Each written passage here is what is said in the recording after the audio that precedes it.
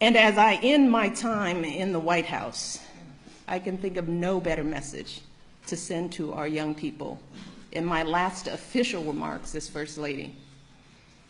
So for all the young people in this room and those who are watching, know that this country belongs to you, to all of you, from every background and walk of life. If you or your parents are immigrants, know that you are part of a proud American tradition, the infusion of new cultures, talents and ideas, generation after generation, that has made us the greatest country on earth.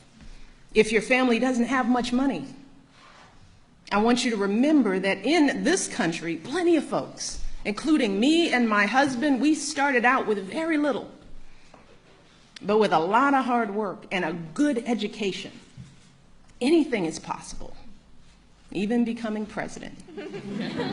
That's what the American dream is all about. If you are a person of faith, know that religious diversity is a great American tradition too. In fact, that's why people first came to this country, to worship freely. And whether you are Muslim, Christian, Jewish, Hindu, Sikh, these religions are teaching our young people about justice and compassion and honesty. So I want our young people to continue to learn and practice those values with pride. You see, our glorious diversity, our diversities of faiths and colors and creeds, that is not a threat to who we are. It makes us who we are.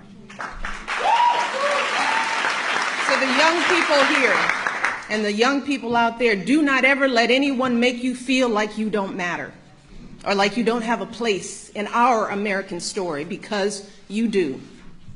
And you have a right to be exactly who you are. But I also want to be very clear. This right isn't just handed to you. No, this right has to be earned every single day. You cannot take your freedoms for granted.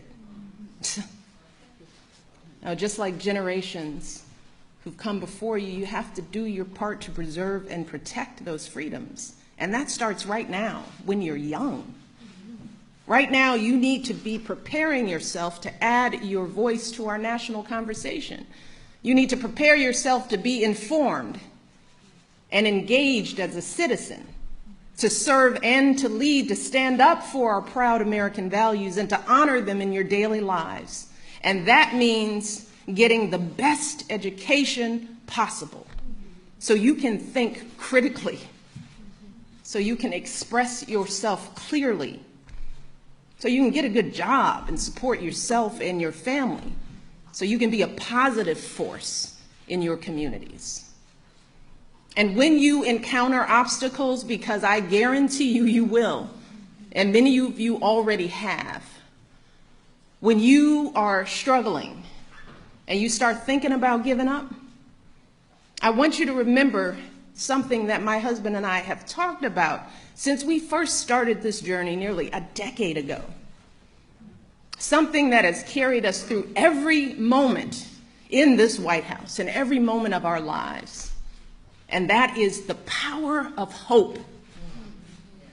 The belief that something better is always possible if you're willing to work for it and fight for it. It is our fundamental belief in the power of hope that has allowed us to rise above the voices of doubt and division, of anger and fear that we have faced in our own lives and in the life of this country. Our hope that if we work hard enough and believe in ourselves, then we can be whatever we dream, regardless of the limitations that others may place on us. The hope that when people see us for who we truly are, maybe, just maybe, they too will be inspired to rise to their best possible selves. Shoot, it's the hope of my folks like my dad. Got up every day, do his job at the city water plant. The hope that one day his kids would go to college and have opportunities he never dreamed of. That's the kind of hope that every single one of us, politicians, parents, preachers, all of us, need to be providing for our young people, because that is what moves this country forward every single day. Our hope for the future and the hard work that hope inspires. So that's my final message to young people as First Lady. It is simple.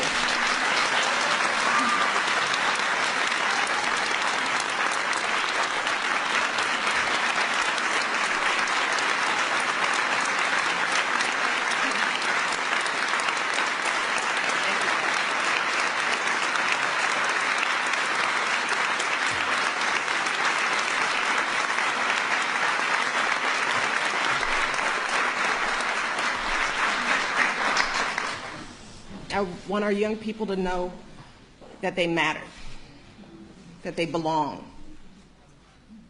So don't be afraid. You hear me? Young people, don't be afraid. Be focused. Be determined. Be hopeful. Be empowered. Empower yourselves with a good education. Then get out there and use that education to build a country worthy of your boundless promise. Lead by example with hope, never fear. And know that I will be with you, rooting for you and working to support you for the rest of my life. And that is true, I know, for every person who is here today, and for educators and advocates all across this nation who get up every day and work their hearts out to lift up our young people. And I am so grateful to all of you for your passion and your dedication and all the hard work on behalf of our next generation. And I can think of no better way to end my time as First Lady than celebrating with all of you. So I want to close today by simply saying thank you.